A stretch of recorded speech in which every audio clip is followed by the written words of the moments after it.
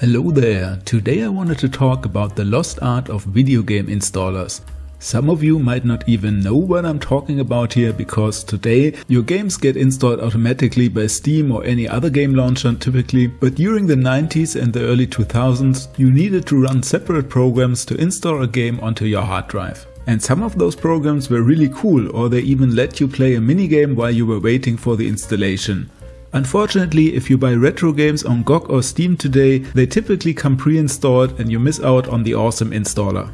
So with this video I wanted to give you a small history of game installers and in the second half just show you some footage of ones I've found.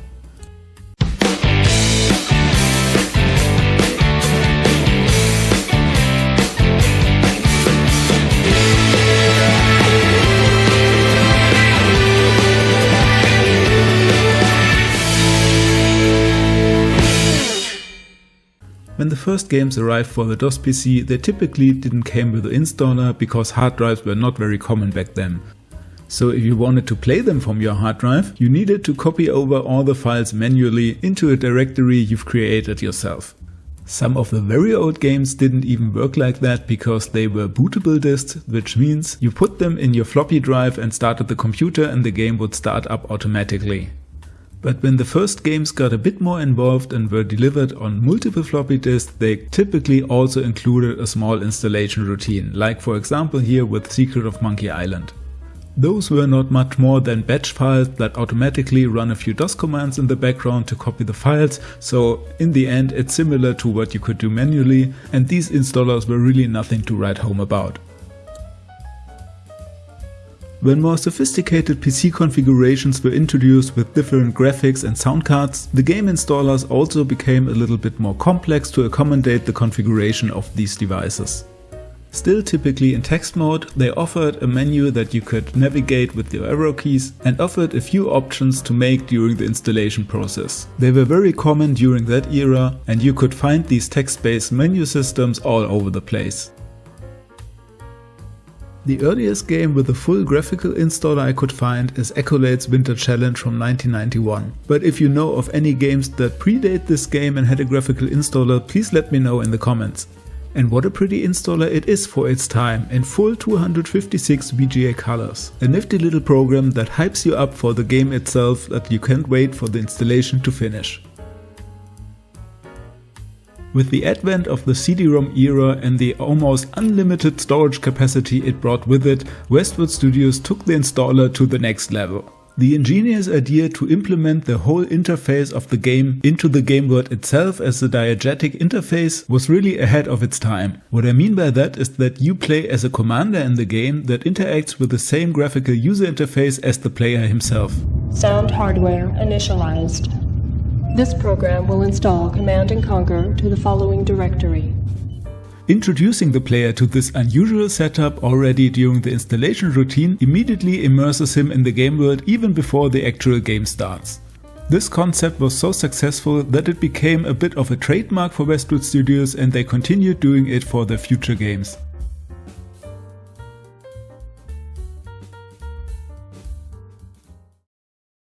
Welcome to the Broken Sword installation program. If at any time you wish to exit the installation, press F3. Just a year later, the installer for the Broken Sword point-and-click adventure by Revolution Software had another neat idea. Why not introduce a small minigame while you're waiting for the installation to complete? Though don't expect anything revolutionary here, it's just a very simple breakout clone that comes with a single level and no high score. Still a lot more entertaining than just staring at a progress bar for minutes and minutes. You're still here? Great! Why not subscribe to my channel to see more retro gaming videos in the future and give the video a like to tell YouTube it should suggest the video to more people out there. These creative game installers transitioned well into the Windows era.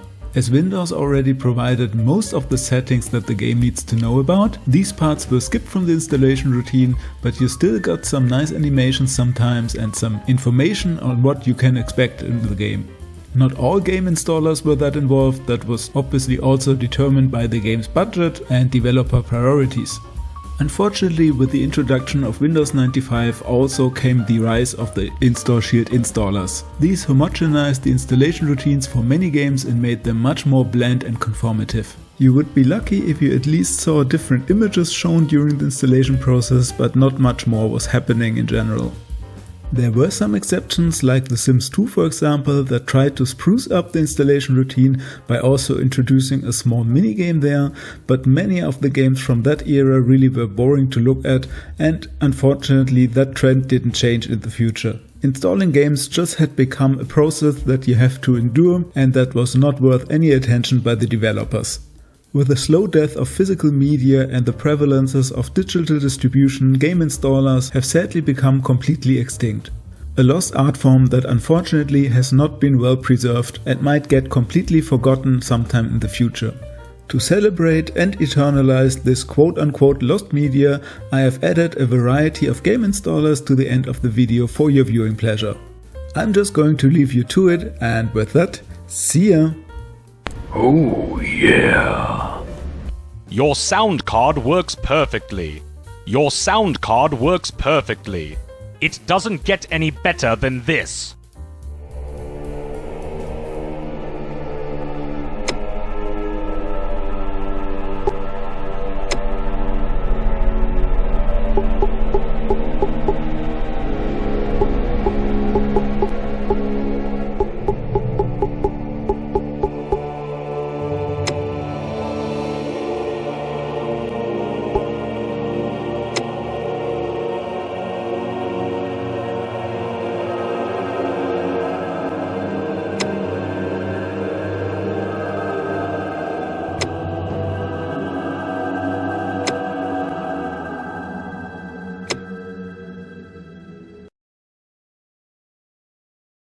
The magical world of Nox, a land of beauty and wonder, a land ravaged with a troubled history.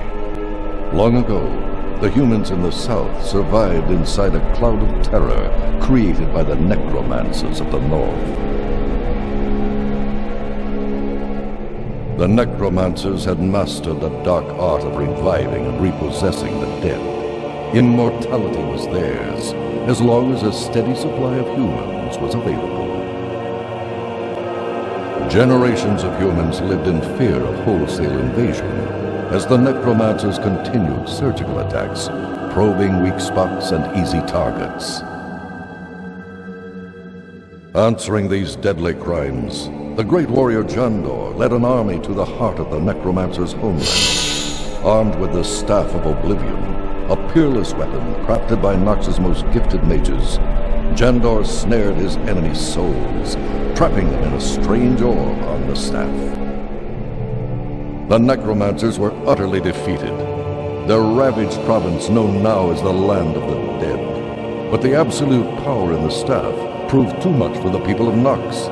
Its existence drove the humans apart. In the heartland of Nox, the warrior clan of Doomere strictly forbade the use of magic, honoring instead their timeless values of might, wit, and courage. Over the mountains from Doomere, other humans channeled their magical potential to summon creatures to do their bidding. They were the conjurers. The last group were wizards. They were deeply versed in all forms and levels of magic and their applications, and so old harmonies among humans became riddled by superstition and ancient petty feuds. The Staff of Oblivion was too powerful for any single group to control. Jandor disassembled the weapon, giving crucial pieces to each of the three groups, hence forging the hope of a forced unity in facing future threats. The final piece of the staff, the orb, held the souls of the evil necromancers. The Grand Wizard Horvath summoned his greatest powers to transport the orb to another place and time. Yet one crucial secret remained. In the midst of the great battle, Jandor discovered a helpless infant necromancer, sick of death and unable to perceive any hint of evil in the child. He secretly allowed her to live. The great warrior gave her to the ogres to raise. Jandor hoped the orphan would never learn her origins or why she was raised by ogres, and peace endured for decades in the land of Nox.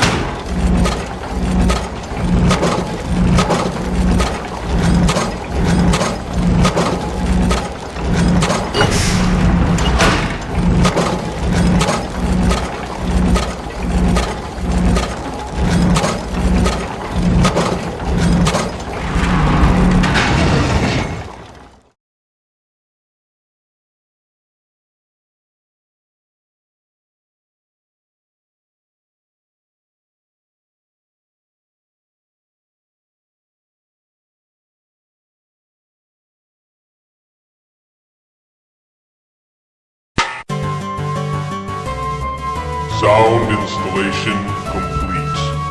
This program will now copy required game files to the following directory. Please make any changes necessary.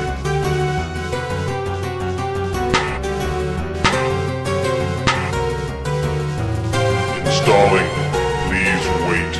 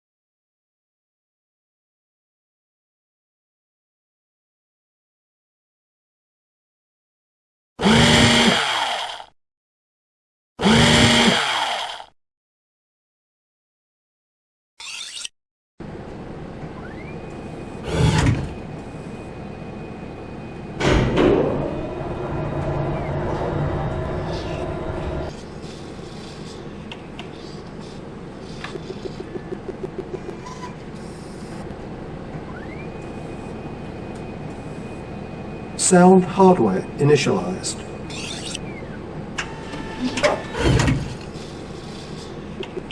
This program will install Red Alert to the following directory.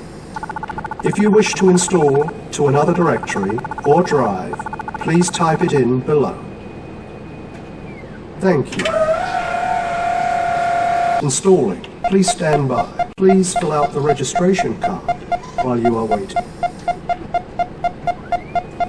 For last-minute changes and notes, please view the README file.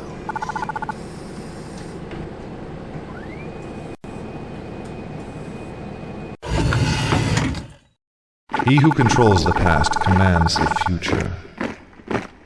He who commands the future conquers the past.